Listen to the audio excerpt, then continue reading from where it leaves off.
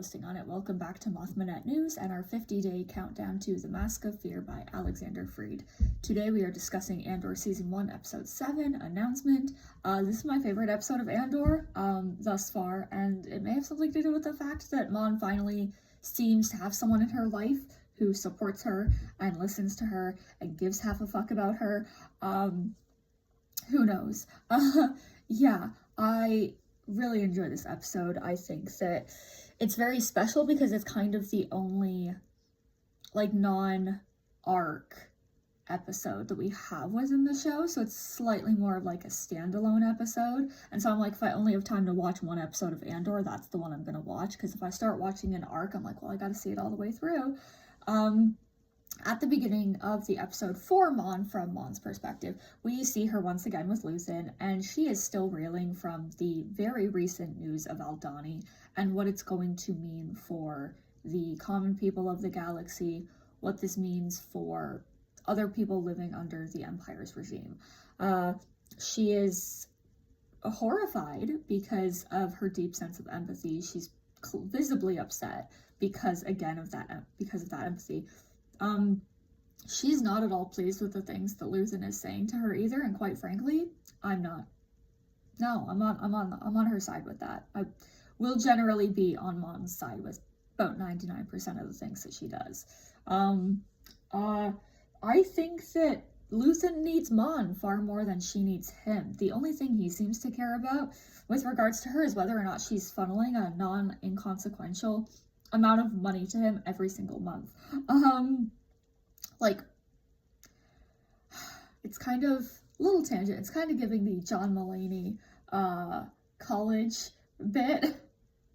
That's how I feel about Luthen sometimes. And I really enjoy Luthen as a character, but he, despite being like a good person with noble goals, he's not like a good person. Yeah, he doesn't seem to care if she gets caught. He doesn't care what she's risking. All he cares about is that she is furthering his goals. And I'm curious to see where this goes in Season 2, because we know that Mon leaves Coruscant in Season 2. That's part of the timeline. It irks me that he's so upset about the mere idea of her bringing Tay in, but he still wants her to be able to fund his rebellious activity, even though she's like, hey, this is getting a lot more difficult. And so she is trying to solve these problems so that she can continue doing this, because her heart is in it. She cares. Like, I hate to say it, but dying for the rebellion is easy. Being kept alive as a hostage, as a warning, as a symbol, and being properly freaking tortured for the rest of your life, yeah, that's not something you want to happen to someone who knows as much as Mon, who has as much power as Mon. Like, she is very much more at risk than the average person. Like, think about the way that Jyn and Cassian were both incarcerated by the Empire. Were their lives difficult? Yeah, 100%. Were they able to hide who they really were? Yes. The Imperials literally thought Jin's name was Lyanna Halleck, and the Empire thought Cassian's name was Keith Gurgo. Like, Mon doesn't have the ability to hide who she is if she is caught. She's going to get caught because of who she is. And, you know, like I said, they wouldn't just kill her. That would be too easy. That would be giving her the easy way out. No, she would be kept alive as an example. They would be like dangling her in front, being like, this is why you don't. Even people who have way more power than you, average common frickin' person from the Outer Rim, she's more powerful than you. And this is what happens to her. So what do you think is going to happen to you if you take a stand against us? Yeah, so I think that Luthen and Mon have a very tumultuous relationship, and that, yeah, they have the same kind of ideas, but I think that Luthen's aligned more with, like, Saw Gerrera at the end of all of it than with Mon and the Alliance to Restore the Republic. He cares very much about taking down the Empire. She's like, yeah, taking down the Empire, but we also need to know what's going to come next. Luthen later, again, this isn't going to come up because this is more about Luthen. He has already accepted that he's fucking dead. He knows, he literally says that he burns his future for a sunrise that he will never see. He doesn't anticipate making it through to seeing the Empire fall and seeing what comes next. So he doesn't give half a fuck. Now, Tay, I absolutely adore Tay. I think I loved him from the first moment I saw him interact with Mon, and actually be the first person in this show to show her an ounce of respect and actually listen to her and seem to care about her.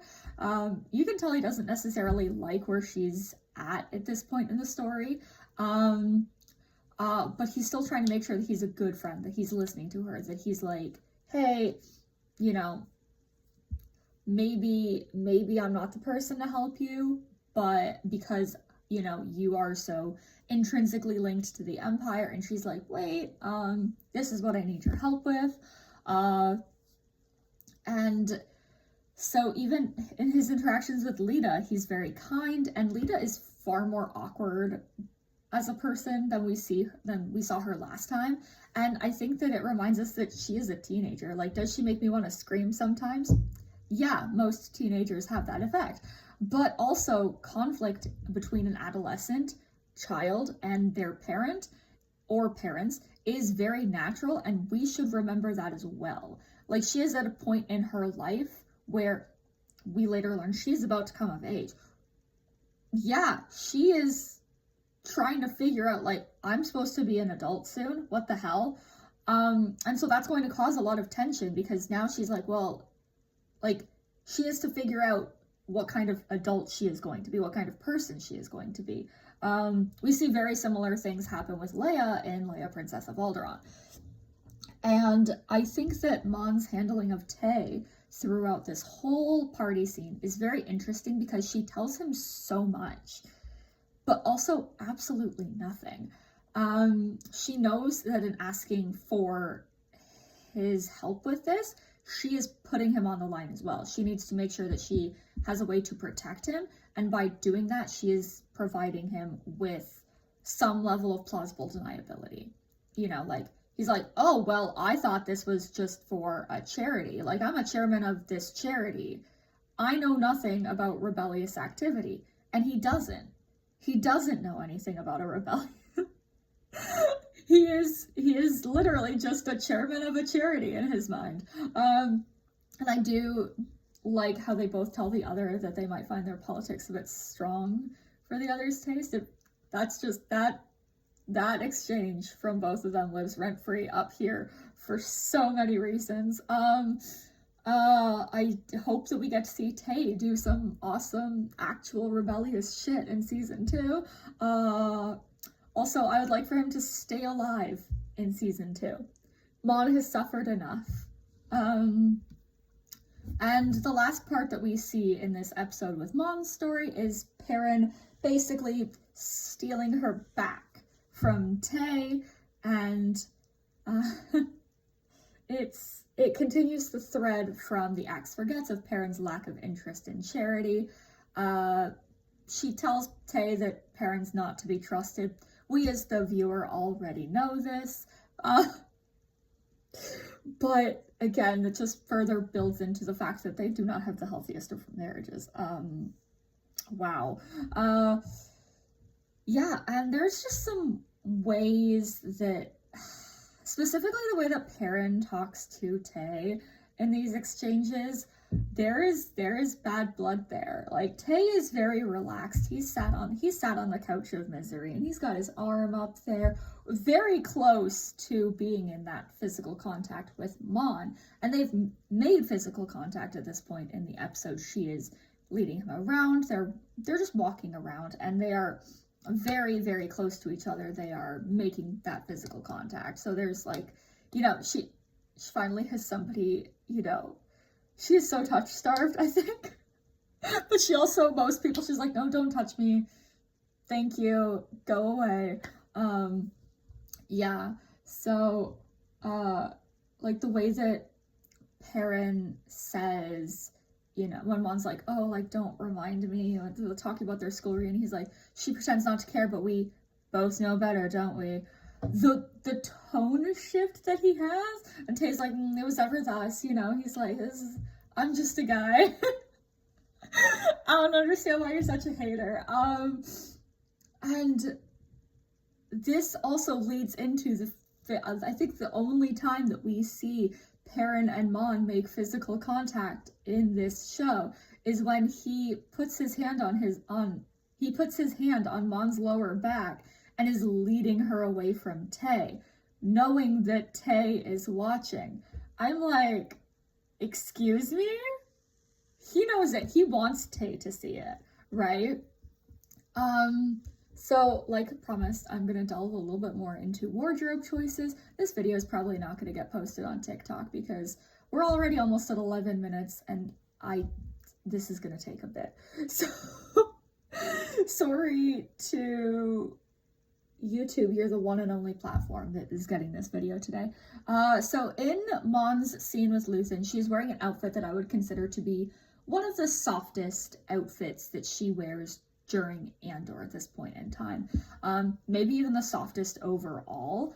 The materials for the jacket look and feel softer, and so does Mon. Much of the outfit is very similar to the outfit that we see her wear in Aldhani when she's meeting with Luthen, aside from the outer layer, and that's where the softness comes in. The jacket is from a very different material than the one she was wearing previously, and her neck is exposed in a way that it wasn't before. Last time she had like her, I think it was like a part of her dress, but it was very much like a higher neck dress. This one, her neck is more exposed. And so we're getting a level of vulnerability. Because here's the thing, Luthen's coming for her throat. She is coming for his. They don't have the luxury of beating around the bush quite as much this time, especially in the wake of Aldhani. And she is so vulnerable in a way here that we are not used to as the viewer, and I don't think she is used to either, both physical and emotional. The jacket, I can lean into it a little bit more and say that I think she is desperately in need of comfort because of how shaken she is, because of what she has just experienced.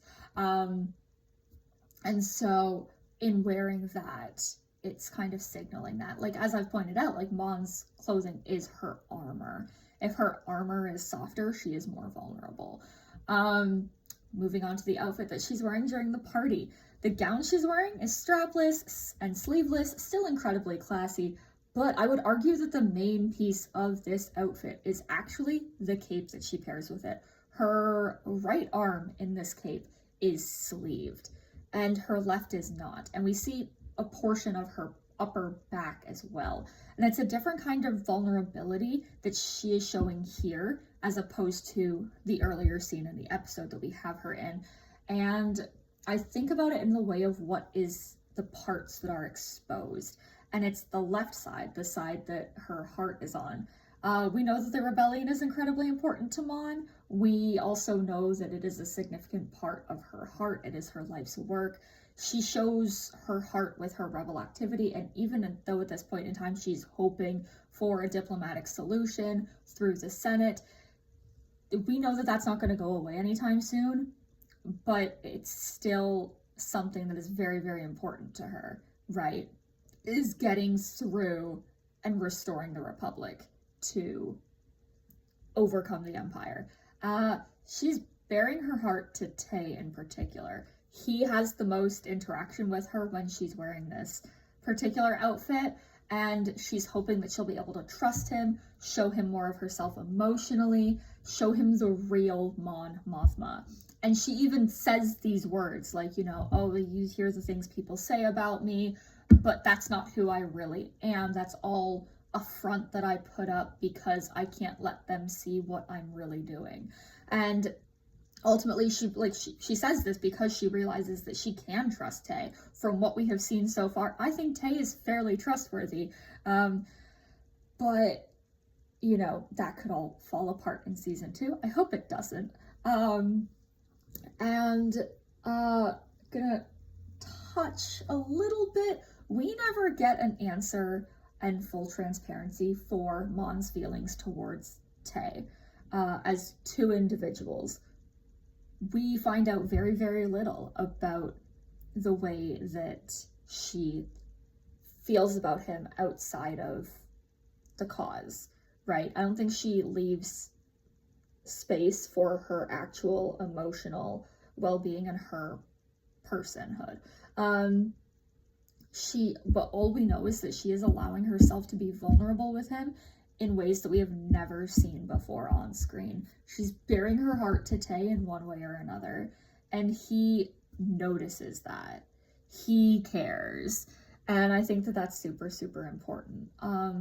Yeah, so I think that that's it for today. For tomorrow, I did debate doing a day for an Arcana 5, but I feel that a lot of it would be reiterating things from previous days, so we're going to move straight into episode 9, which is called Nobody's Listening, and we will see you then.